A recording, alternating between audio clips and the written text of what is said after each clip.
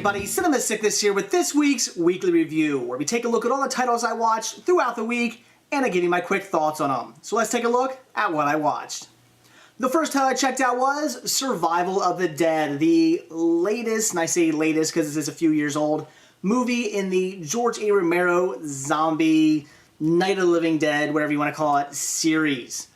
This was just alright, which is pretty much exactly what I was expecting. I was not expecting very much out of this film, as Diary of the Dead wasn't really all that good, but I will say a little better than Diary of the Dead. I mean, I didn't hate Diary of the Dead. I'm not against it. I know a lot of people really dislike that movie and really dislike this movie as well.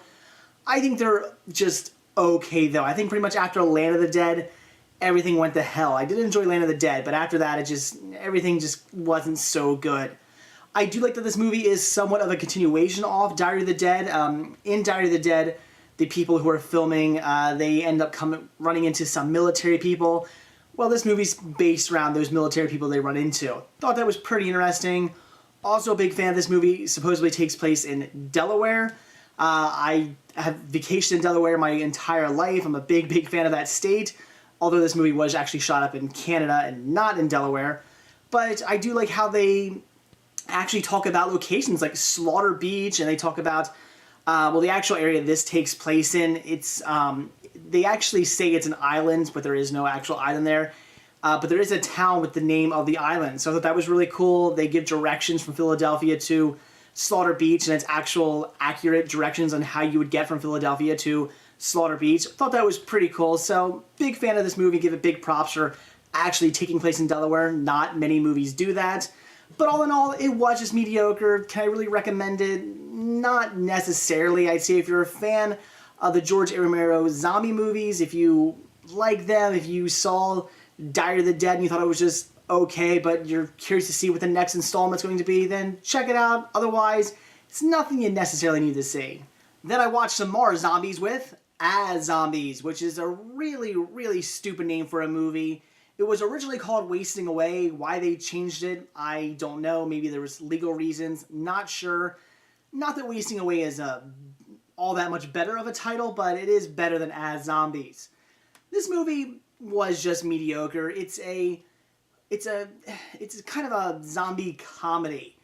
The idea of the movie, I thought the premise of the movie was interesting, though. It's zombies kind of... It's a movie from the eyes of a zombie. The zombies don't realize they are zombies until later on in the film. They think they're just normal people. They see all these other people running away from them.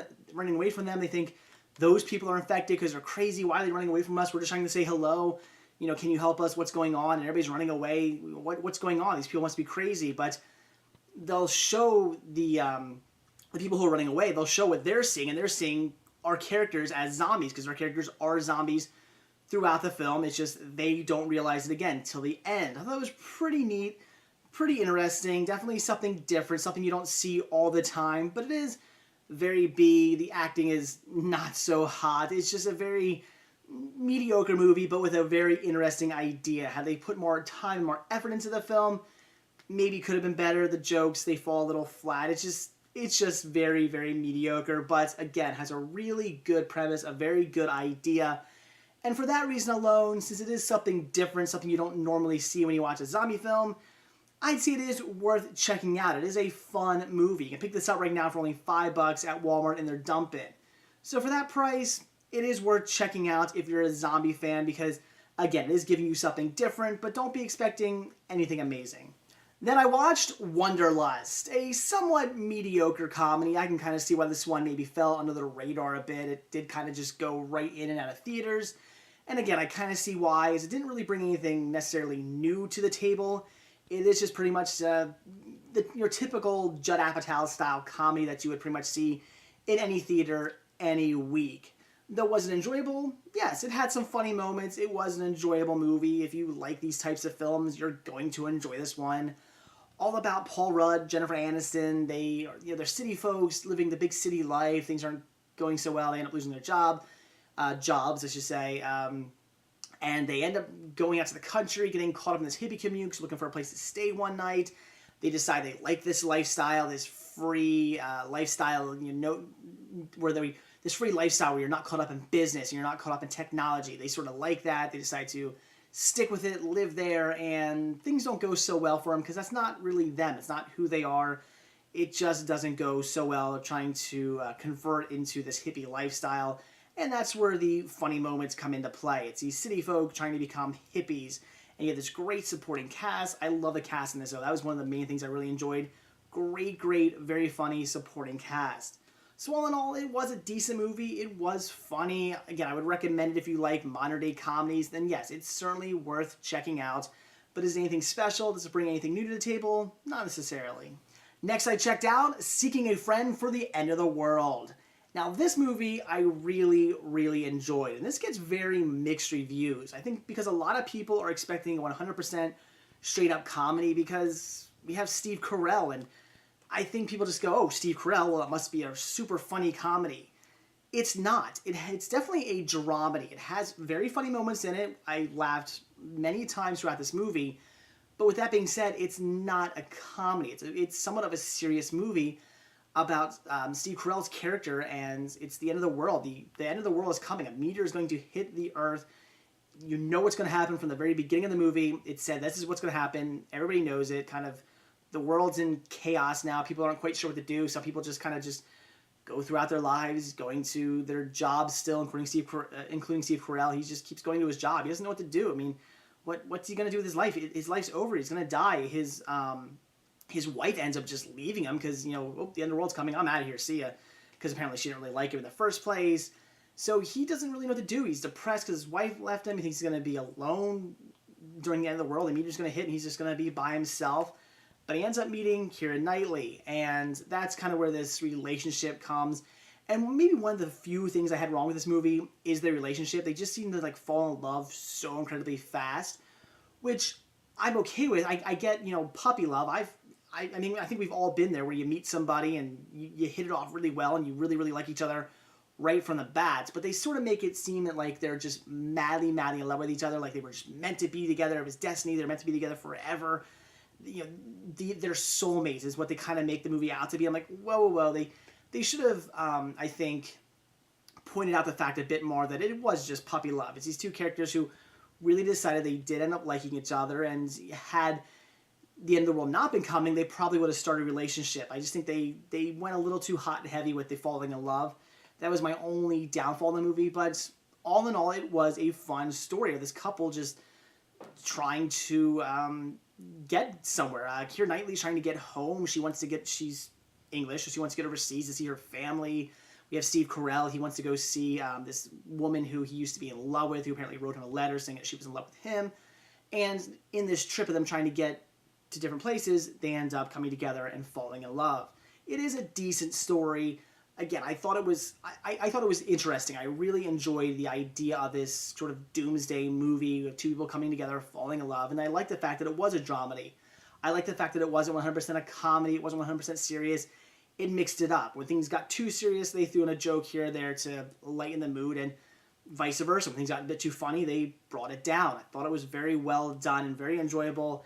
I don't get all the negative reviews. Like I said, it is sort of a mix. I think some people just really wanted a comedy, and when they didn't see a comedy in this, they got upset. But all in all, I would definitely recommend this one. It was very enjoyable, and I guess a spoiler here, throughout the movie, I kept thinking to myself, they better not end this movie with the meteor like missing or something like that, or, you know, we hear a news report of, oh, we found a way to make the meteor not hit the Earth, or the meteor is now not going to hit us, and Keira Knightley and Steve Carell can live the rest of their lives in love. I thought, if they do that, the entire movie for me will be ruined. I do not want them to just fuck this movie up by making the meteor not hit. The meteor has to hit. It just has to. We've been hearing all throughout the film this meteor is going to hit the Earth. It better happen. We better get the payoff at the end.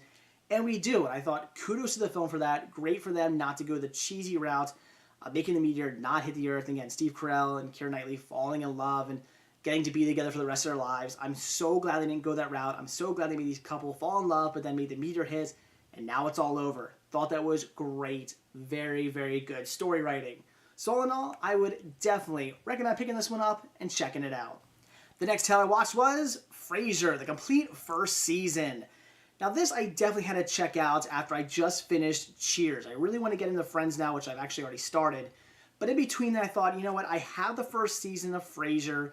It is a spin-off of Cheers, so I should probably sit down and check this one out, as I've only ever seen a few select episodes, and the show is incredibly funny. If you like Cheers, you're definitely going to like Frasier. There's absolutely no reason not to like this. We have great characters, great stories. I love Frasier Crane. I was a big fan of him in Cheers. Love that he has his own show. I thought he's great in this. I love the fact that they don't leave you hanging with Cheers references throughout this first season. And from what I've read throughout all the other seasons as well, they keep bringing up references to Cheers. They don't leave their fans hanging. They go, hey, Cheers fans, here's a little wink and nod to the show you fell in love with and then came over to this show from. They do that all the time, and I love it. I love that Frasier's ex-wife, Lilith, shows up in one episode. I thought that was really cool. He's always talking about his son. I think that's great. So just really, really cool of them to constantly give little winks and nods to the Cheers fans, because they're basically saying, hey, if you came over from Cheers and you're watching Frasier now, we thank you. We're glad you came over. We're glad you went from the one show to the other. And here's some, little winks and nods. Here's some kind of inside jokes for you. I think that's really, really cool. And it's just a great, great show. And again, if you're a fan of Cheers, I definitely highly recommend getting into Frasier. I definitely need to pick up some more of these seasons because this is the only one I own. And I absolutely love this. And I can't wait to watch some more. Then I had to watch a little bit more zombies with The Dead and the Damned. I was kind of expecting a bit more from this movie, as it does get somewhat decent reviews. I was looking up reviews on this and it got like 4 out of 5 stars, and I thought, that sounds pretty good. This movie must be decent. I was expecting cheese, but not quite as much as I got. This is very, very, very, very B movie. We're talking, almost looks like maybe a high school, or I don't want to say high school, but let's say a college student's like year-end film or something like that. That's what it kind of felt like. It was all shots on what looks like some little rinky-dink ghost town with constantly, they're constantly reusing props. I mean, they're shooting something in one town and they go to another town, but it has the same exact buildings, things like that. I noticed some of the wood that the buildings were made out of was like things like pressboard and stuff like that. I mean, sheets of plywood and things you just wouldn't necessarily normally see in a real Western town. Cheesy things like that. Bad camera angles. A couple of times you notice that that the town was just, a lot of it was just a facade. There wasn't actually any buildings behind it. It was just, a front of a building to make it look like there's a town there. The acting, horrible. Tons of scenes in this where they just pandered things out. They just would make like a scene where there are heroes out shooting zombies and they just would go on way too long with it. Just really bad. The acting, wow. Some of the worst acting I've ever seen in my entire life. Just absolutely horrible. And a bit of a spoiler here. Our hero at the end dies, and a man who is kind of going against our hero in this film ends up being the one who saves our main woman. Okay, well, I'll give it credit. I didn't see that coming, but you got this. He's a German bounty hunter, and he's going against our main, again, hero of the movie. He's kind of like an anti-hero hero of the movie. He's against him. He's trying to kill him because he wants to go after this bounty too. And they're fighting at one point, and you think the German dies, but again, in the end, he comes back to save our woman. And it's like, why is this guy who we've only seen for like 2 minutes in this film, who was supposed to be, again, kind of like our bad guy for our hero, he comes back and he saves the day? I didn't really get that. So would I recommend this one? It's tough to say, because it did have some charm. As cheesy and as bad as it is, it kind of had that, Plan 9 from Outer Space, Ed Wood kind of charm, where the acting is horrible, the sets are just wretched. I mean, everything about this film is just, I wouldn't even call it a B. I'd say this is like grade Z film. I mean, everything about this is just really, really, really low budget. I'm thinking they probably had about a $5 budget to make this film.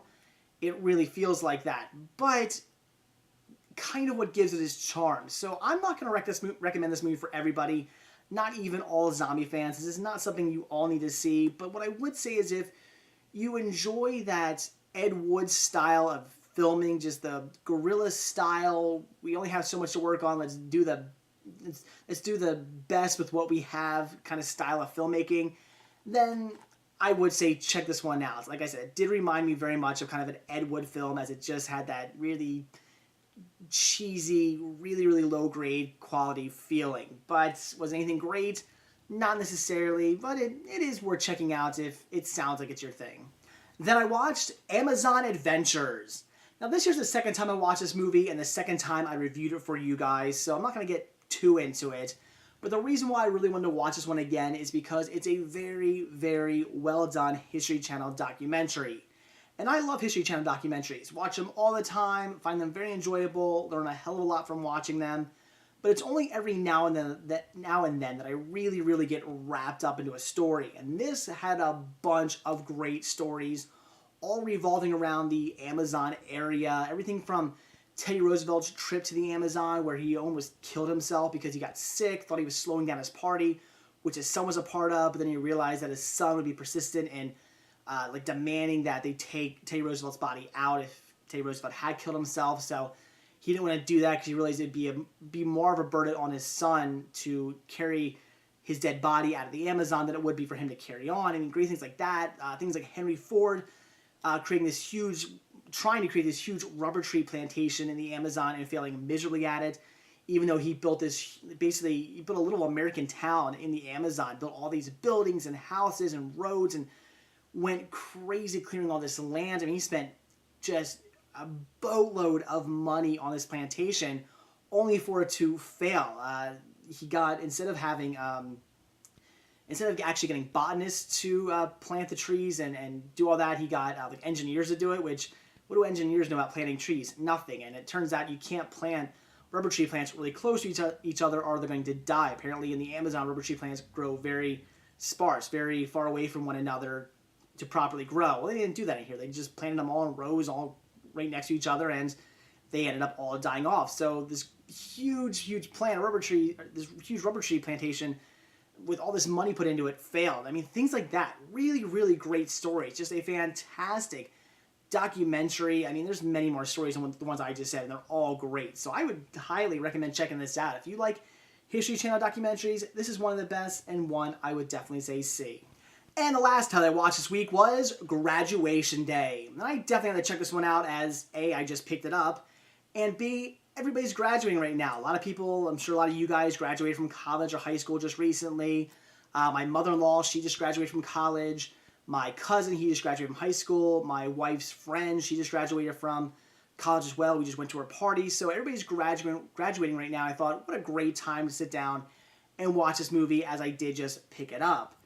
And it was a lot of fun. I really enjoyed this film. I would say if you like movies like Prom Night, kind of those like low-grade B slash movies from the 80s, then this is something you're definitely going to want to check out. If you just love slashers, this is one to see. Might not be one of the best, but it is definitely a great watch. They do the typical thing where you're kind of left not knowing who the killer is, or somebody going around killing somebody. You don't necessarily know 100% why, you don't know who the killer is. It kind of leads you to believe it's the coach, which, okay, spoiler alert here, it's not the coach, but they're definitely pushing you towards that. You know, I say spoiler alert, but if you've seen a horror movie, if you've seen a slasher movie, you know they're trying to misdirect you. I mean, the whole time they're showing a person wearing, you know, the coach's kind of gear.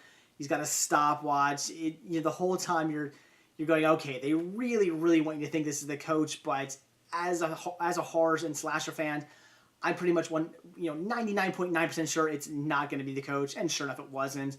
I guess I won't necessarily give it away and tell you who the killer is, but you kind of see it coming.